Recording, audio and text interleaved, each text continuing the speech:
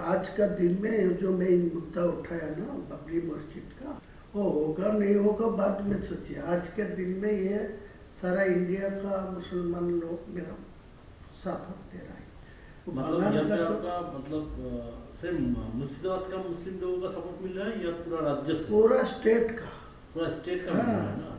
पूरा स्टेट का मुसलमान का सपोर्ट मिल रहा है। देखिए ना, 6 दिसंबर फ्राइडे था, वो फ्राइडे में मैं लीम रखा गया। तो लीम रखने के बाद जो फ्राइडे सैटरडे था, तो मैं 6 दिन बाद फर्स्ट जो जुम्मा है, आज जुम्मा हुआ, तो जो जुम्मा आया तो किसी को ऐलान नहीं किया, किसी को नहीं बुलाया। खुद 1 लाख लोग सारा स्टेट से मुसलमान लोग आ गया वहाँ जुम्मा के नमाज पढ़ने के लिए। उनका घर घर अच्छा मार्बल दे के मस्जिद है, वो मस्जिद छोड़ के यहाँ चला रहा है। इतना इमोशनल आया इनको ऊपर।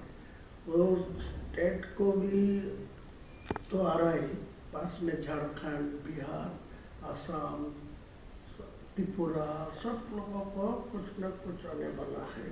आज 2 लाख नमाज पढ़ने के लिए।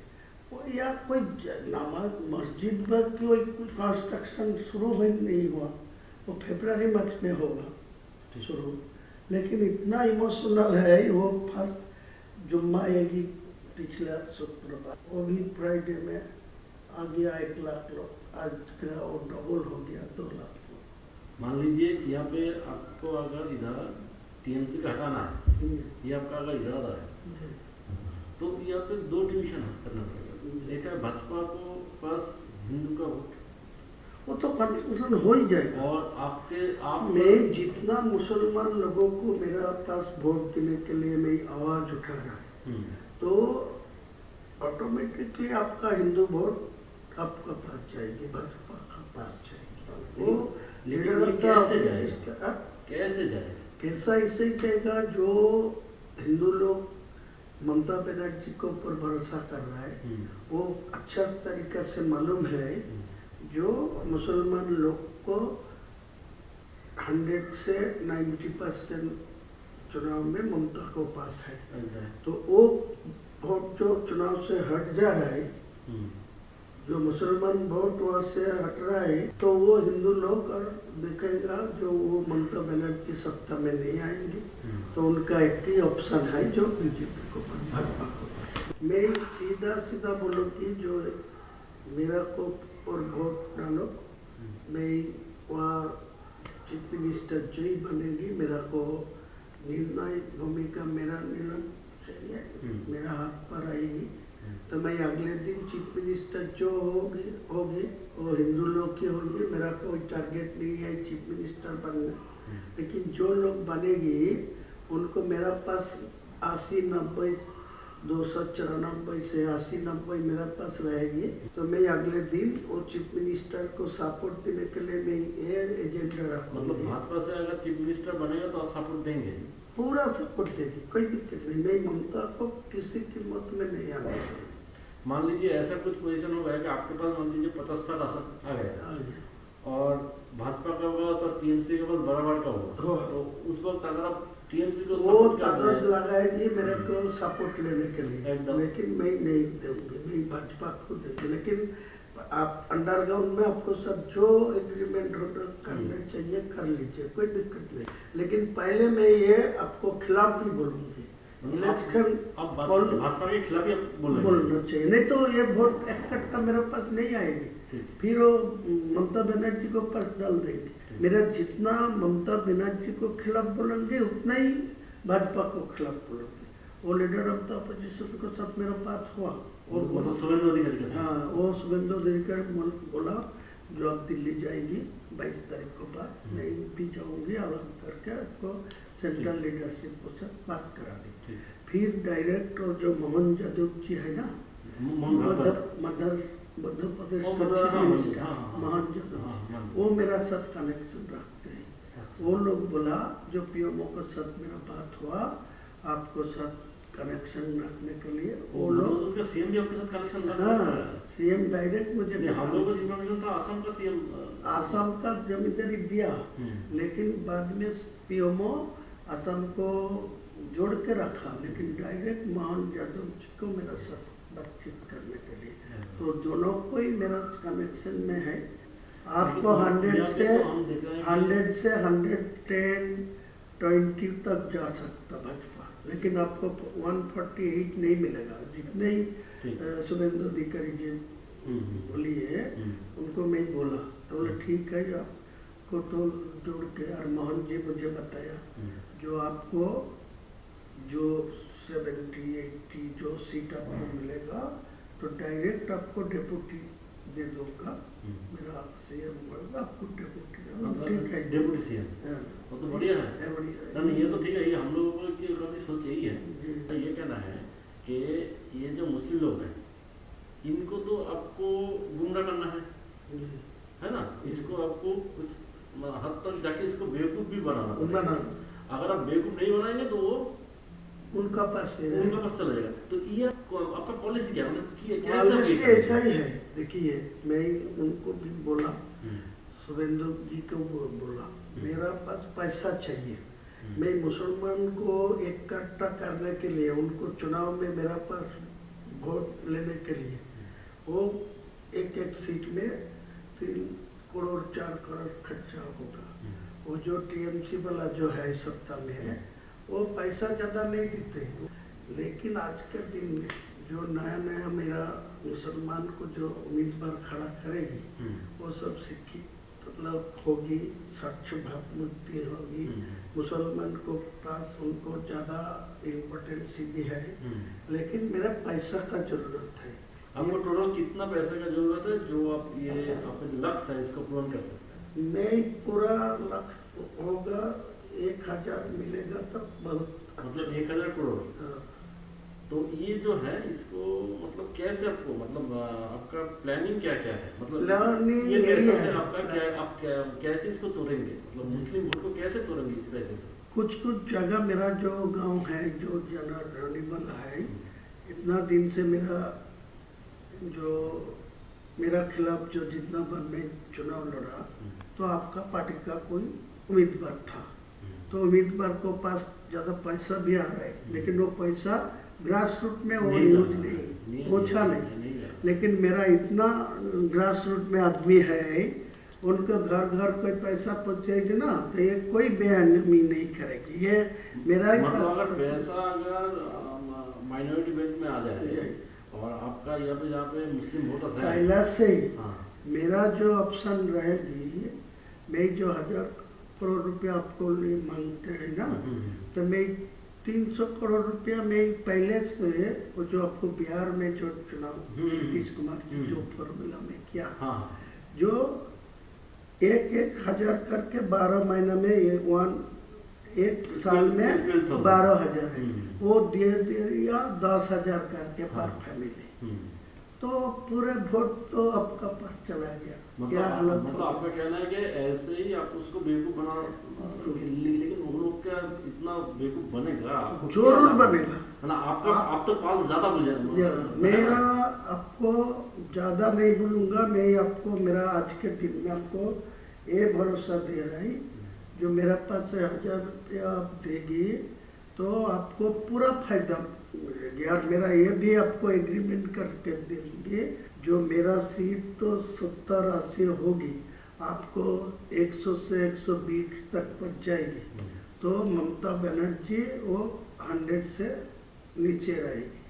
तो मैं साफ चुनाव को बाद लोगों को समझाएगी, जो सेंट्रल में बीजेपी है इनको 3 टर्म्स जो ममता बनर्जी था, कोई डेवलपमेंट नहीं हुआ मुसलमान के लिए, कोई डेवलपमेंट बंगाल में नहीं है। 100 का गारंटी दिया, जो 100 दिन का जो काम लेबर का वो भी पैसा अभी तक नहीं मिला ठीक ठाक से।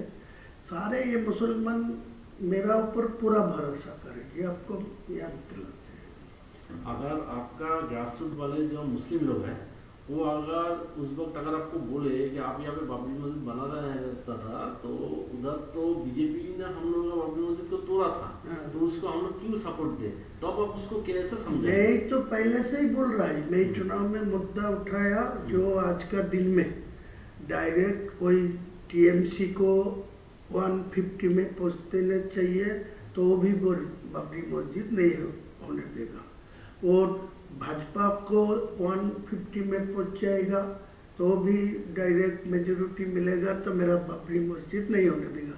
इसीलिए मैं बोला 294 में मैं 100 दो और वो 100 मिले भाजपा को, तो 94 टीएमसी को मिले, तो मेरा सीएम जो ही बनेगी मेरा निर्णय भूमिका में रहेगी। मेरा तुम्हारा बोलना है कि अगर आपको 70-80 सीट मिल गया तो भाजपा से वो तो जय चीफ मिनिस्टर बने, मेरा तो सपोर्ट तो लेना आपका सपोर्ट चाहिए। वही हम बोल रहे हैं कि आप मान लीजिए टीएमसी को भी 50 और 150 के आसपास मिल गया, उसको भी मिल गया, तो आप सपोर्ट आप उस वक्त किसको, अगर टीएमसी की तरफ चला गया तो कहीं नहीं जाएगी। मैं तो आपको इसीलिए देखिए, आपको कोई सपोर्ट देने का कोई प्रॉब्लम होते तो मैं आज के दिन में सब बोलते आपको साथ कोई बैठने नहीं चाहते, वो तो है। आपको साथ कोई पैसा भी नहीं देना चाहते। मैं इतना ईमानदार आदमी है, मेरा 62 उम्र है, मैं किसी को पैसा लेके किसी को साथ कोई भी करप्शन में जुटा नहीं है।